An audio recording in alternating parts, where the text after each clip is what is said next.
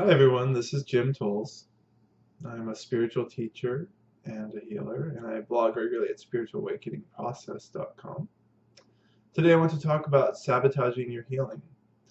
It sounds like one of those things that shouldn't happen, and why would it happen? Because we want to heal, we want to feel good, and to come back into that natural inner flow and inner alignment that we can fall out of. But so often what happens is people get closer and closer to this healing, and they also get closer and closer to the core issues, the core pain, the old trauma, and it scares them. And so as I'm talking about this, I really am coming from a space of compassion, and I encourage you to have compassion for yourself or compassion for others in life as they get near their healing and potentially want to sabotage it, want to run away from it, avoid it, decide everything is fixed. It's interesting, all the stories that come up, especially the one that's like, no, actually everything, I'm fixed, I've done enough. And there's this way that it's very reactive when somebody says this. And so there's a way that we have to continue to practice this perseverance, to continue to practice dedication, to be in spaces that are uncomfortable inside. Sometimes, especially in healing, it's really being with this old trauma starts to kind of come up, the emotions, the body pains, if it was a physical trauma that was, some sort of abuse. It's all remembered inside. And the process of healing tends to go in multiple layers, as I've mentioned in other videos, and in one of my blogs called The Multiple Layers of Healing, where we have to come into understanding to a certain degree in our minds, be like, oh, this is what happened. And then our hearts have to kind of come to understanding, to understand what happened, to forgive others, to forgive ourselves. And it doesn't have to be a really, really horrible, terrible issue or trauma that's coming up, because we heal from a lot of different things, and we heal on a lot of different subtle levels. So it can be something as simple as healing from being selfish. And so you come into awareness, oh, I've been selfish in this way. And then maybe there's some resistance where this old ego part says, no, I'm not being selfish, I'm just looking after myself, and it comes up with its usual criteria. And so even with something this simple, you can start to get closer and closer to where you have to come to a deeper level of admittance. Maybe the next step for coming into your heart around this is to apologize to other people where you've been selfish in your life. And suddenly there's like, no, this isn't, I know enough, and I've come far enough. And that starts to self-sabotage that next level of healing that needs to arise. And then you kind of stay in whatever loops in life that you're in, that continue on. Because whenever we heal, we also kind of move into this new space, this unknown. And there's a quality of fear around that we have. We're like, whoa, I don't know what this new thing is. New and unfamiliar, usually instinctually labeled as unsafe. And so you can come closer and closer to the intensity of moving through an issue. And then on the other side, there's this open question of what is this going to now move into my life? Because so much of what pain does is it calls other pain and other mirrors into your life, and that creates a certain level of familiarity. So a lot of social circles will get built around pain. So if you have a very deep trauma around being a victim, you've probably attracted a lot of other victims and perpetrators, to show those different angles of what you need to learn and heal from. And so healing this thing means a lot of those relationships are going to go. Usually the perpetrators, the people who have been very difficult for you, right? The really mean boss who's always like running you down. You're going to be glad to let that person go. That's not going to be the thing. But all these other people that, have the same victim mentality, to start to step through that issue in yourself, you suddenly say, wow, they're recreating the same pain in their life over and over, right? Just as you've realized it.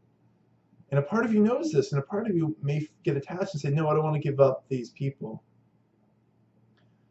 Because there's another part that doesn't understand that we're interconnected to love, and that love is always changing, and that when one thing closes, other things can open up.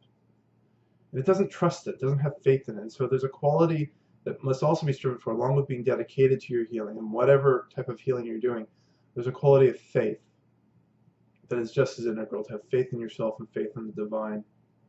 That whatever stands on the other side of this wall of pain, that you'll be okay. one way or the other. It may be new, it may be different, and it may be actually bringing in a lot of upheaval into your life for some time. This is not a clean path. The spiritual path is not a clean path, and I have to emphasize that over and over, because so many people, what you're really looking for is the feel-good path, the path that's always going to be easy and luxurious and all that sort of thing. This is not this path. This is not this world. You're on the wrong planet if you're looking for an easy, mess-free life. And plenty of the people that we think have that are usually miserable. Not all of them, right? There's plenty of people who are just kind of surfing along in unconsciousness and have lots of stuff and relationships, and we'll never see any particular problem with that in life. And that's not necessarily a problem, because that's not how the divine plan works. The divine plan embraces everything. Pain, luxury, ease, fun, difficulty. It embraces all of it. And this is a deep part of what healing is we're re-embracing everything, as opposed to saying, you know, we're bad for this thing having happened to us, or this should be shameful, we should be scared, or we should be angry at somebody about it. We start to embrace those feelings. There's all different types of modalities and ways that we do that, from psychology to energy healing. You know, on the physical plane, obviously, there are things like, you know, rehabilitation if you've broken a bone. And I like to use those metaphors sometimes because it can give you a better appreciation of what's going on internally for stuff that's subtle, that's not seen in a physical way. And so if your heart is the broken bone, first you have to clear away the space to get there. You know, these are all these external ways that we avoid things and numb ourselves: alcohol, parties, working a lot, exercising too much, all these different things to keep us moving and keep us away from ourselves. Then when you set it, there's a rehabilitation phase, and you can't do the same things you can do before. And then you have to start to learn how to use it again, and then expand it. It's its own sacred process. So the common ways that people self-sabotage usually are kind of this running away, and it's running away from whatever their practice is that's actually helping them. They're starting to make excuses for whatever reason. It can be running away from a particular healer or a teacher or whatever who's helping them, because they think that they're done, that this person is now somehow mean, that this process is too much for them, and it's too intense, and they need to step back. And while you're always using your discernment, usually as you get closer and closer, I encourage people to say, keep staying with it. You've chosen this person, this modality, whatever it is, this practice. It's helping you. Continue. Persevere. And if you start to have more and more stuff come up, this is actually time for more practice, more community, more support. And to me, it's the metaphor of the crucible. I use this metaphor a lot, but with this particular metaphor, it really is creating that space that's safe to be messy, to explode, to release, to whatever you need to, and having those friends and people around you who can see this level of healing you're doing and allowing them to be there for you. Right? And so that can help maintain the intensity and the focus so that you can release. Because I can talk about what it's like to release issues and to heal and to come into deeper awareness of yourself, but until you really experience, until you know what this is like, it still kind of sounds mythical. I mean, I had one thing in a recent session where this individual was talking about getting all this energy back into certain aspects of his body. And if I told him that this was possible, you know, several weeks ago, he wouldn't believe me. But because now this is the experienced truth of coming into deeper healing and alignment, he understands. And with that understanding tends to come deeper faith. Like, wow, this thing is real, that we are energetic beings and things get stuck. And when they get unstuck and they heal and we focus our energy inwards, we feel a heck of a lot better on every level. So my parting words are, please, please stay dedicated to your healing practice. Trust it. Have faith in yourself. Have faith in the others that you've called in. Always listen to your inner knowing, of course, but if it starts to come from a place of fear, that you're going to be overwhelmed, this is the ego again trying to protect, try to make this last stand around this particular issue.